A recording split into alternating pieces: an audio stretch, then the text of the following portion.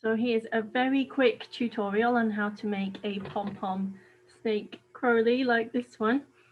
Now I'm going to show you how to make it using a pom-pom maker, which is a little plastic device like this, which you can get in different sizes. If you don't have one of these, you can make this using cardboard circles, the traditional way of making pom-poms. But make sure you look up online the instructions of how to cut that and make it into a pom-pom at the end. The way you wrap the wool is going to be exactly the same as what I show with the pom-pom maker. So all he is a series of little pom-poms that have been tied together. Pom-poms use a surprising amount of wool.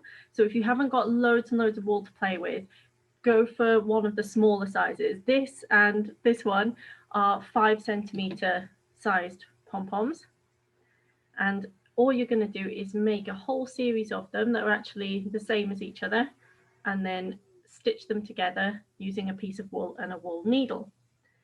So first thing you do on your pom-pom maker, it's got two halves that you can open up, so that's one half and the other half down here, and you're going to do one half at a time. We'll start with the easy one.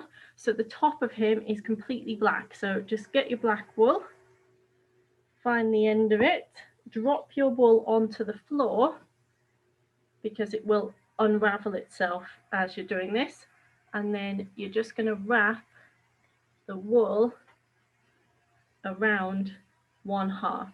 So this half of the pom-pom maker you're going to completely cover just with the black wool.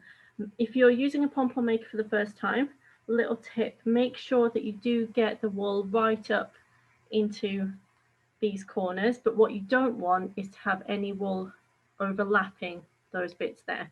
So make sure it's underneath there, but it is pushed right up into those corners, and you're going to keep wrapping until this is full. A little thing that can save you a bit of time if you want to is if you've got two balls of black wool, then grab the end of both of them and wrap them both at the same time, and then this will go twice as fast. And you do want to fill this up. It depends how fluffy you want your pom-pom to be and like how dense you want it to be, but I like them to be really compact and dense, so I wrap loads and loads of wool onto here, but it doesn't take too long to do.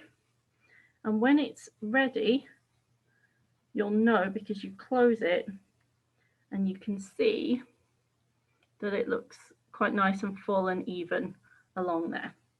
So that's one half already done.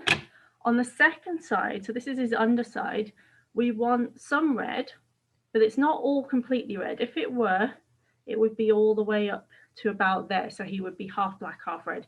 And we don't want that, we want a little bit less of the red. So what you're going to do is get your red wool, and you're actually going to create layers. So you're going to do just as we've done there with the black, but using the red, but you're not going to fill it all the way up, because we're going to do a layer of black on top. So find the end of the red, open up the second half of the pom-pom maker, hold it in place and start wrapping it. And just as before, you're going to get it all the way up into those corners.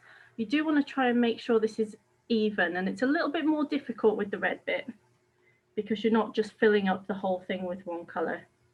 But it doesn't matter if it's not perfect. It's quite forgiving, and there's a few little adjustments you can make once your pom-pom is complete if you need to.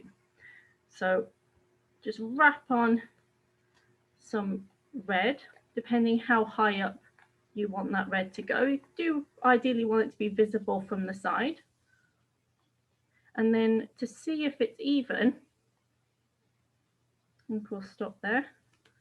You can just have a look at it along there and just see that it looks roughly equal thickness of the red wool along there.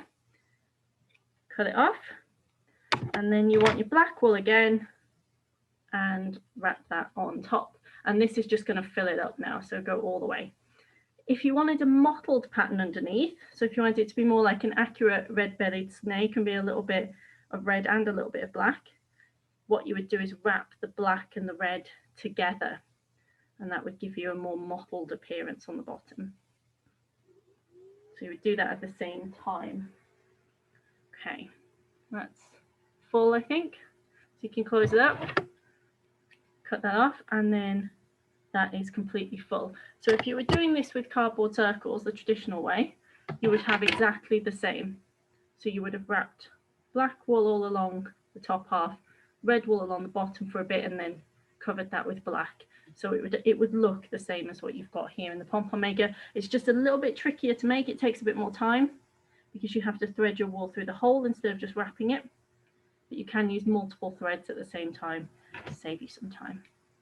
Once you've got this, get some fabric scissors, push them underneath the wool, and you're going to cut all the way around. Now, this is quite hard for me to do because I like my pom-poms to be really thick and dense. So there's a lot of wool here.